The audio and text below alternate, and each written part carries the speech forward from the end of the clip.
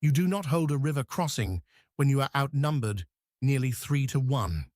This is not opinion.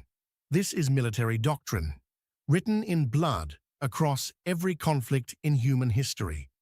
When an attacking force possesses overwhelming numerical superiority, concentrated artillery, and complete air dominance, the defending force does one thing: it retreats.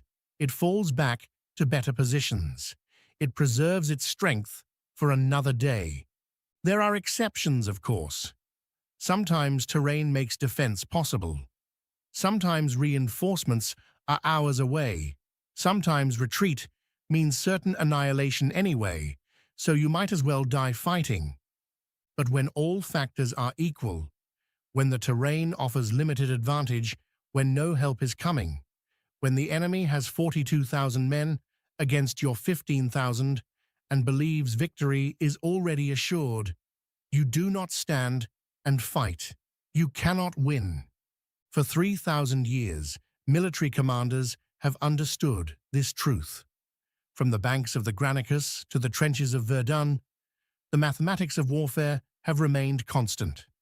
Superior numbers, properly applied, break inferior forces. Always. The Italians knew this in November 1940. Their generals had read the same military histories. They had studied the same campaigns at their military academies in Rome and Turin. They understood the arithmetic of war. 42,000 Italian soldiers in the 25th Army Corps against 15,000 Greeks in the 8th Infantry Division. Modern artillery against outdated field guns. Complete air superiority against virtually no air support. 3 full divisions, the Ferrara, Siena, and Centauro, against Greek reservists and mountain troops. The Italians did not plan for battle. They planned for a parade. Their intelligence officers had dismissed the Greek defenders as mountain peasants with old rifles. Their logistical teams had prepared for occupation, not combat. Their timetables allowed 3 days to reach Athens, not because they expected resistance, but because armies can only move so fast even when unopposed. Think about what that implies. Think about the level of confidence required to invade a nation and budget 72 hours for complete conquest. But there was one thing the Italian planners had not accounted for. One variable their intelligence had missed. One factor that would turn their 3-day parade into a 7-day nightmare that changed the course of World War II. The Greeks had decided not to run. Major Dimitrios Kaslas is 39 years old on the morning of November 2nd, 1940. Born in 1901, he has served in the Greek army for nearly 2 decades, rising through the ranks during the turbulent interwar years when Greece experienced political chaos, military coups, and constant threat of war. He commands the 2nd Battalion of the 5th Infantry Regiment, approximately 800 men, positioned in defensive sectors along the Kalamis River in Epirus, northwestern Greece.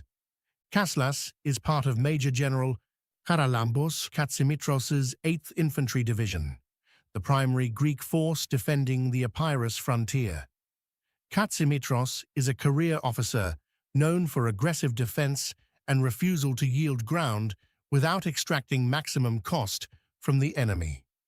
His men are mostly reservists from the Epirus region, farmers who left their fields when the mobilization order came, shepherds who know every goat path in these mountains, merchants from Ioannina and the surrounding towns, teachers, tradesmen, fathers.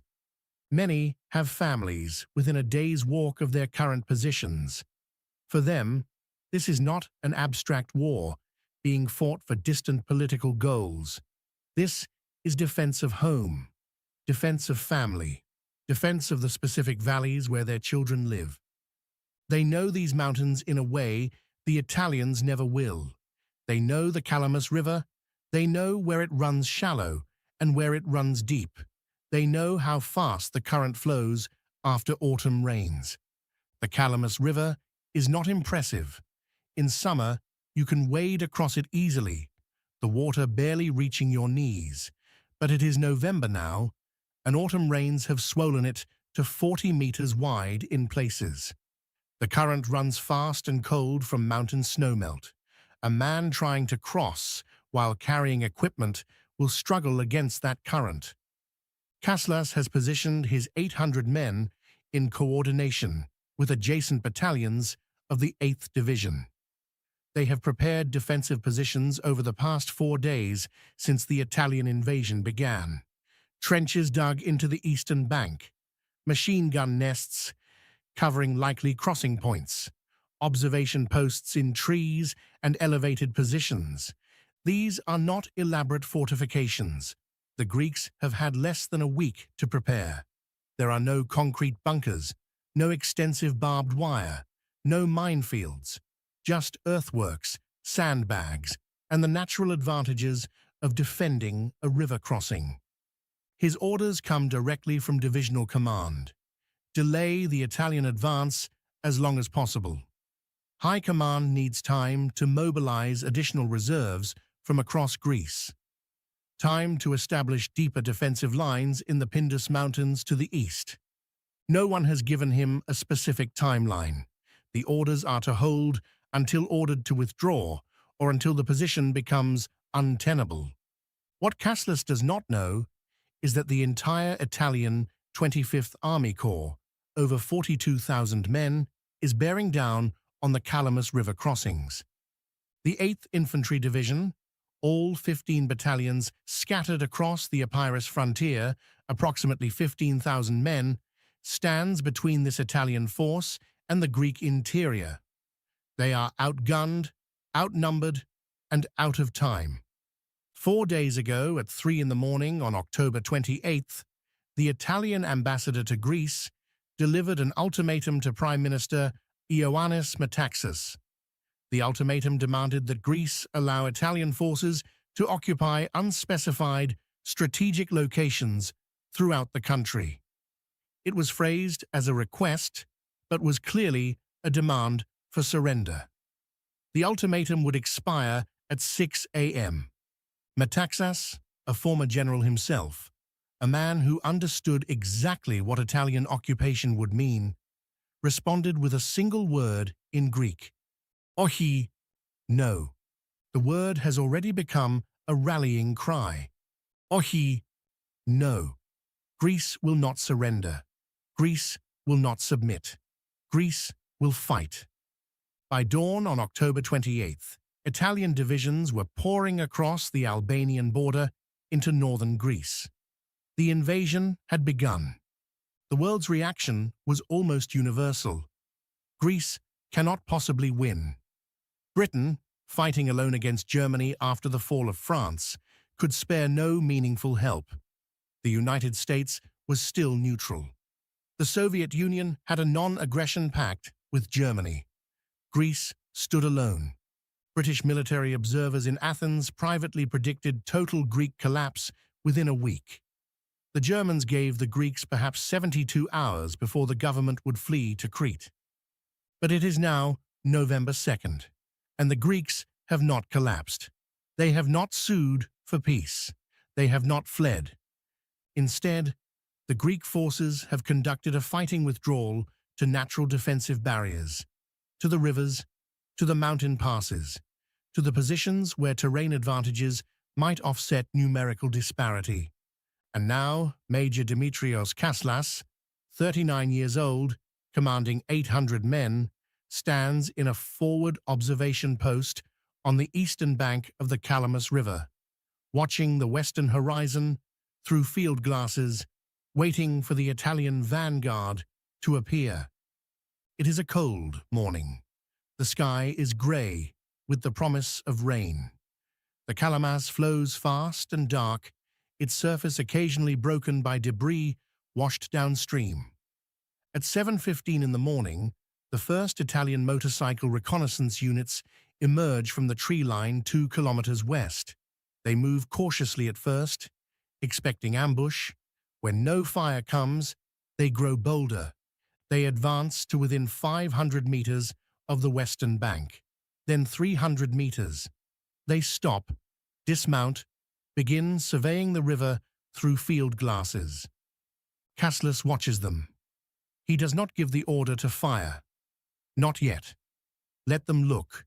Let them report back that the Greeks seem to be a token force. By 8 in the morning, the first infantry columns appear. Not hundreds, thousands. Grey-green uniforms stretching back along the road from Albania. Infantry marching in column.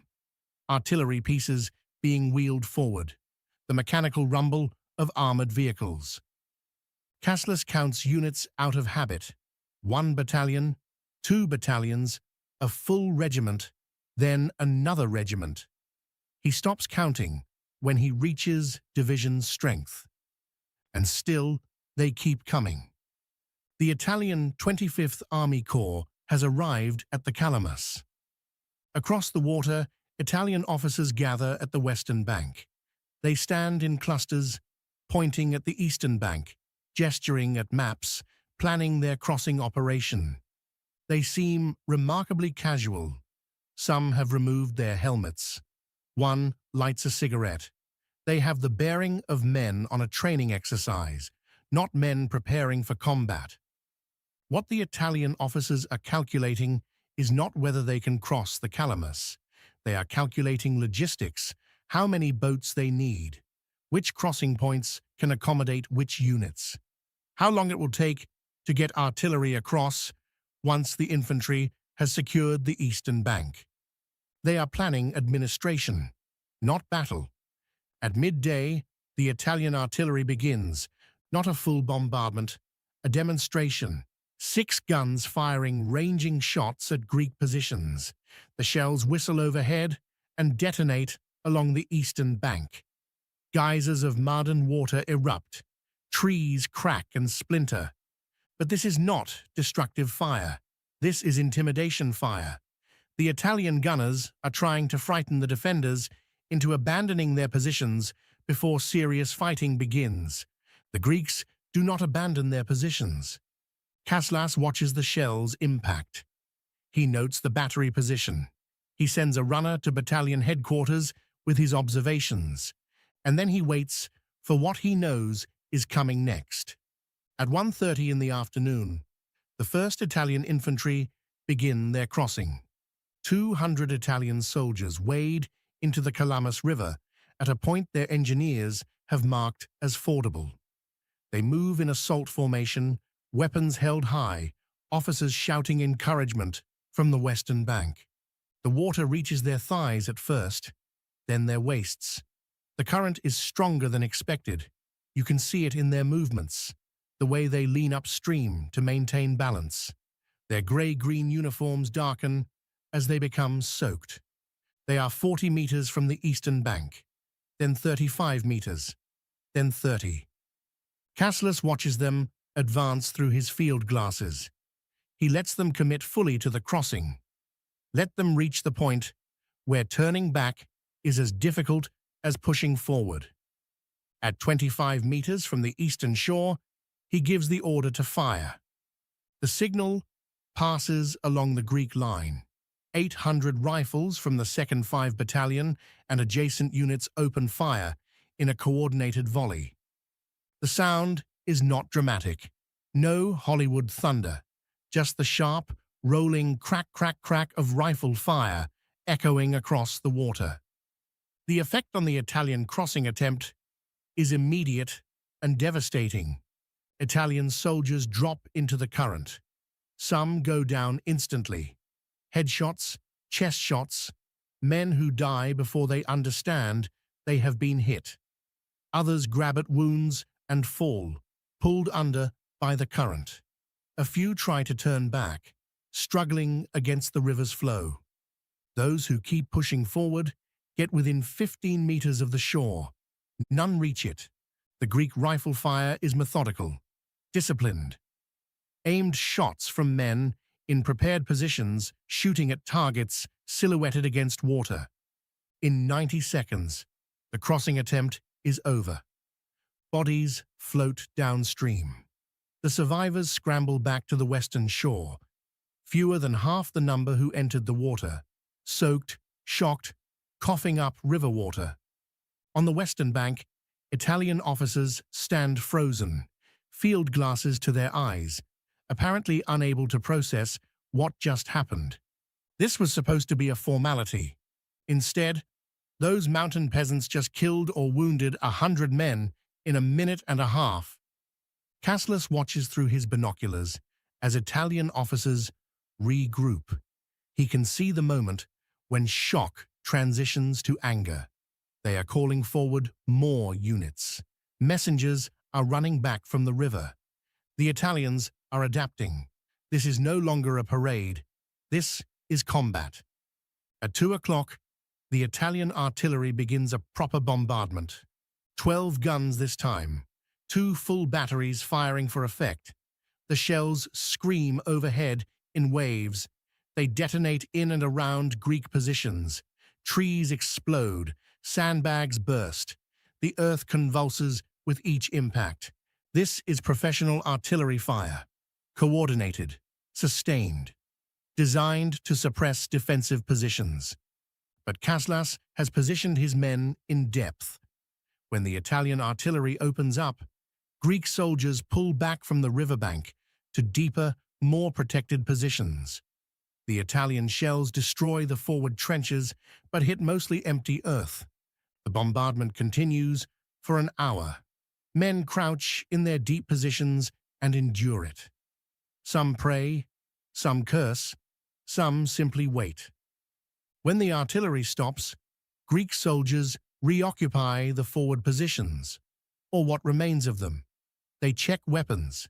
They wait, because they know what comes next. At 3:30 in the afternoon, the Italians try again. 400 men this time, crossing at 2 different points simultaneously. The western bank erupts with machine gun fire, Italian machine guns laying down covering fire. Bullets crack through the air above Greek positions. The Italians have learned. They are providing covering fire. They are crossing at multiple points to divide Greek defensive fire. The Greek defenders wait until the Italians are committed mid-river. Then they open fire. But 400 men crossing at 2 points cannot be stopped as easily as 200 at 1 point. Greek riflemen fire as fast as they can work their bolt actions, but there are too many targets. 50 Italian soldiers reach the eastern bank, then 70, then 100. They establish a foothold, a shallow beachhead centered on a grove of olive trees, about 30 meters from the water. It is not much, perhaps 40 meters wide and 30 meters deep, but it is a foothold. This is the critical moment. If the Italians can expand this beachhead, the Greek position collapses. Cassius makes the decision in seconds. He orders a counterattack. Greek soldiers from the reserve positions move forward. A reinforced company, perhaps 120 men. They leave their defensive positions and assault directly into the Italian beachhead. This is desperate tactics, attacking with rifles and bayonets, no artillery support, no covering fire. But the Italians in the beachhead are not dug in. They have been on the eastern bank for perhaps 5 minutes. They are still organizing, still trying to establish defensive positions. The Greek counterattack hits the beachhead like a physical blow. Close quarters, fighting in the olive grove, rifle fire at point-blank range, bayonets, rifle butts used as clubs, men grappling in the mud, the kind of combat that comes down to who wants it more. The Italians, who expected to be in Athens drinking wine by now, break first. Those who can disengage retreat into the river. Some drown trying to swim. Others throw down rifles and raise their hands. By 4 o'clock, the eastern bank is clear again. The beachhead is eliminated, but the cost has been high. The counterattack lost 40 men. If the Italians maintain this pace, The mathematics will eventually win. Kaslas walks the line after the battle, checking positions, counting ammunition. His battalion has lost approximately 80 men in one afternoon. That is 10% of his strength. That night, exhausted Greek soldiers consolidate positions under cover of darkness. They redistribute ammunition from the dead to the living. They eat what rations they have, mostly bread and olives, water from the river. Across the river, Italian campfires spread across the western hills, the sound of engines, of artillery being repositioned, of an army preparing to hit back harder. November 3rd begins with Italian aircraft. 3 Savoia Marchetti SM-79 bombers appear at 8 in the morning. They are twin-engine medium bombers. Each carries a ton of bombs.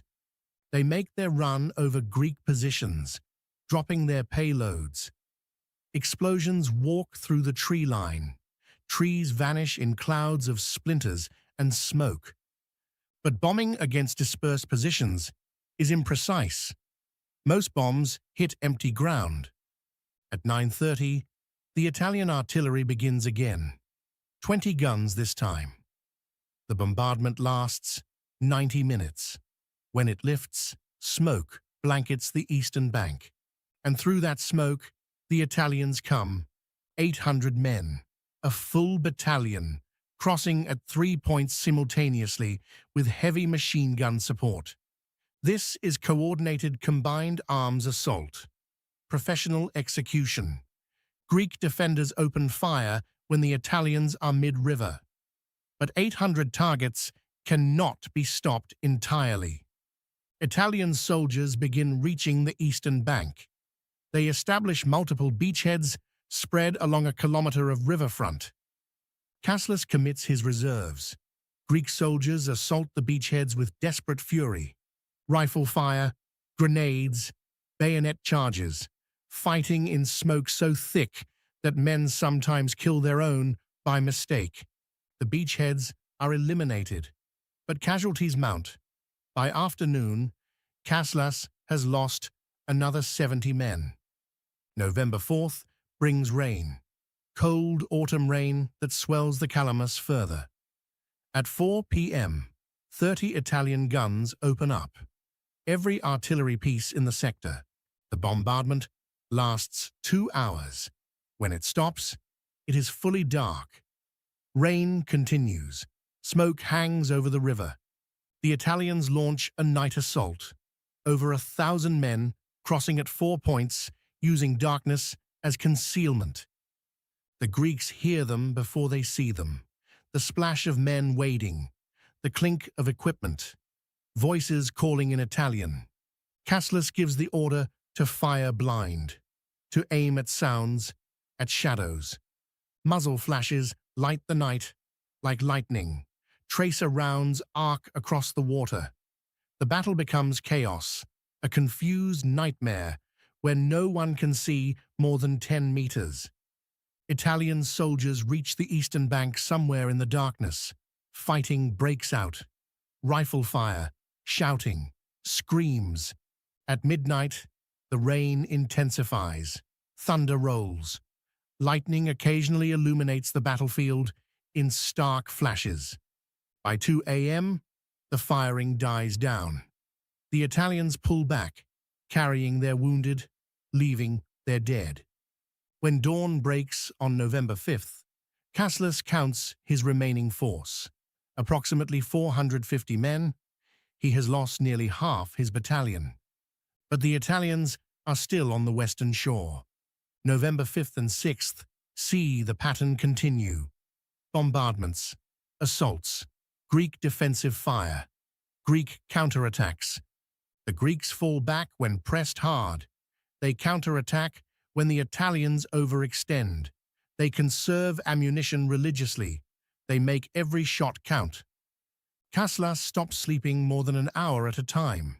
He moves constantly along his shrinking line, appearing wherever pressure is greatest, encouraging men who look like they should be in hospital beds. On the evening of November 6th, a runner arrives from divisional headquarters with new orders and reinforcements. Two companies from the 9th Infantry Division, approximately 400 men with full ammunition loads. The mathematics shift. November 7th. Reinforcements continue to arrive. Greek forces prepare for the transition from defense to offense. On November 8th, the Italian 25th Army Corps withdraws its bridgehead and pulls back from the Calamus. The river crossing they were so confident would take hours has cost them a week and thousands of casualties. 6 days later, on November 14th, Greece launches its general counter-offensive. Not just the 8th Division, the entire Greek army. They cross into Albania. They push the Italians back 40 kilometers. What began as desperate defense at the Calamus becomes relentless attack. The Italians, who have spent 6 days trying to cross east, are psychologically and tactically unprepared to defend west. Their positions face the wrong direction. Their artillery is sighted for offensive fire, not defensive.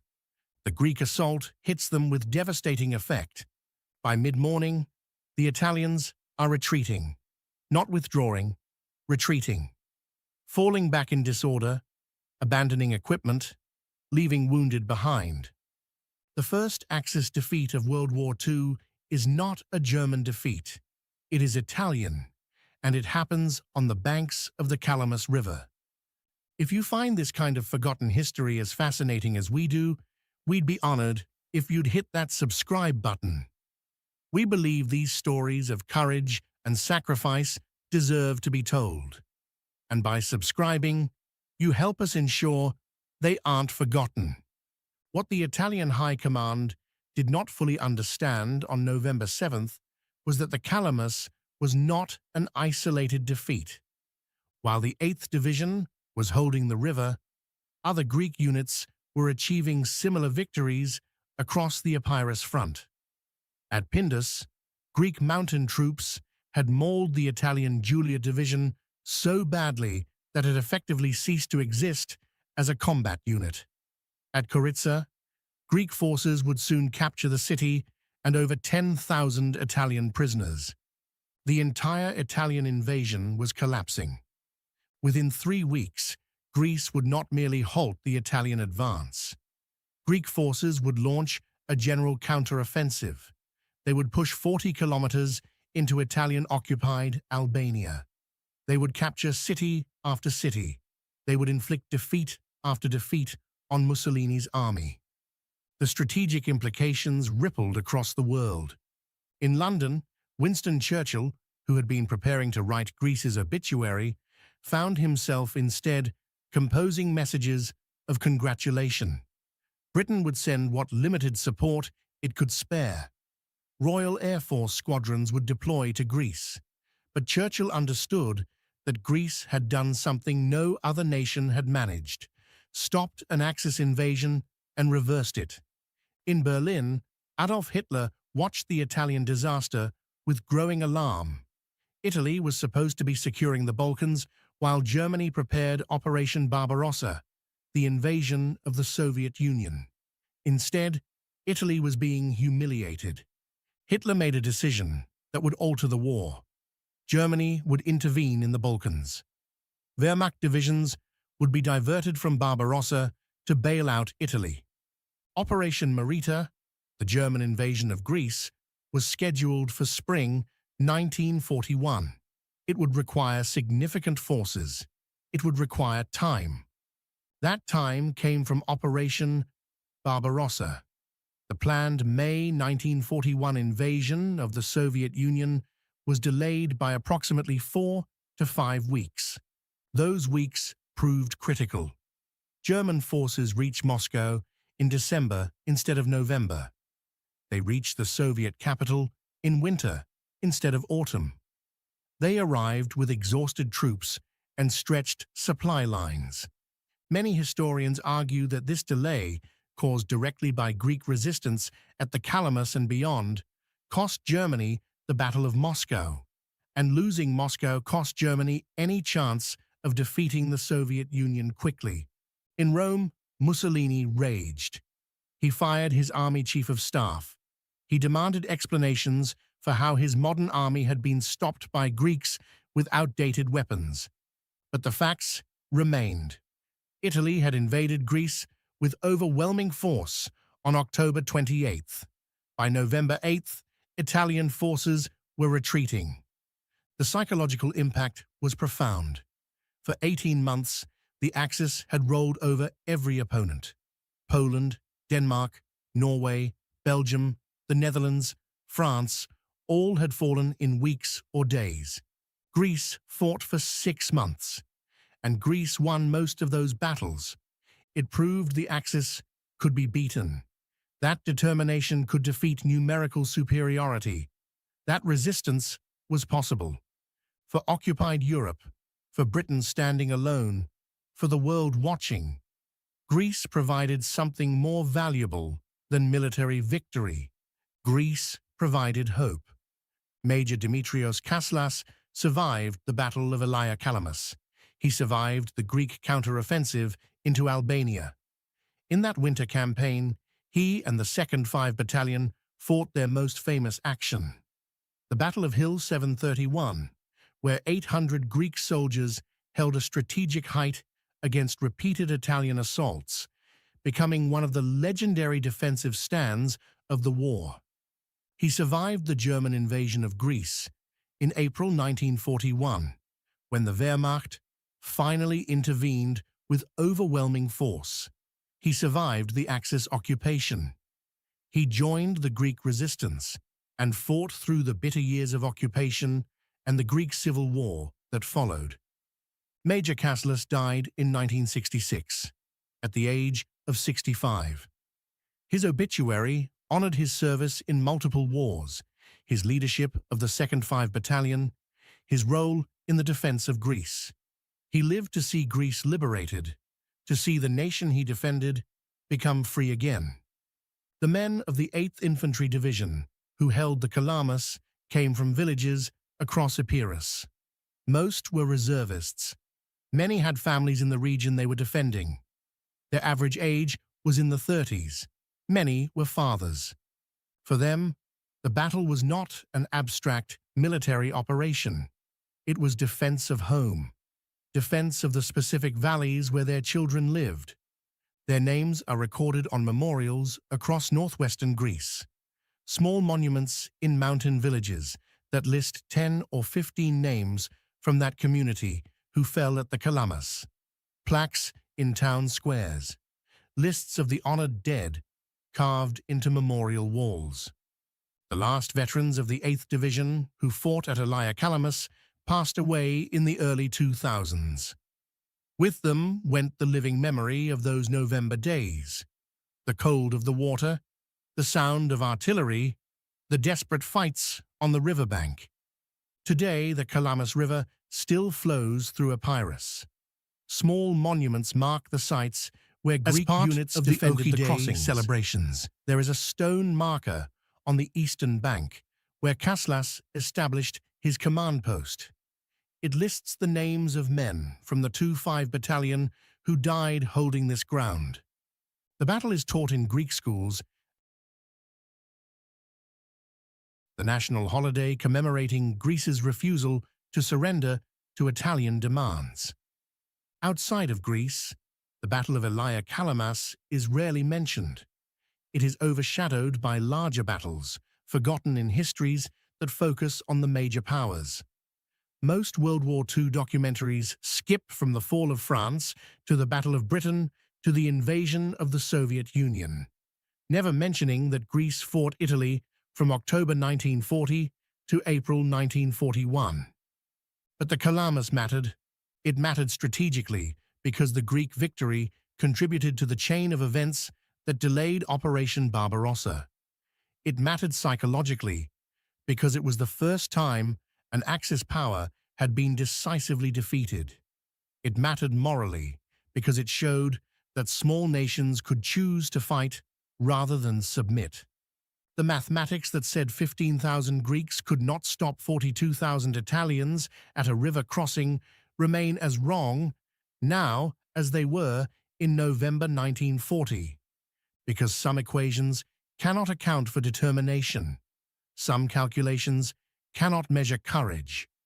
Some victories happen because soldiers decide that retreat is not an option and defeat is not acceptable. The Italians called them mountain peasants with old rifles. They were not entirely wrong about the rifles. Most weapons the Greek 8th Division carried were indeed outdated, but they were catastrophically wrong about the men carrying those rifles. If this story of courage and impossible mathematics moved you, please hit that like button. Every click tells the algorithm that these forgotten battles, these overlooked victories, deserve to be remembered.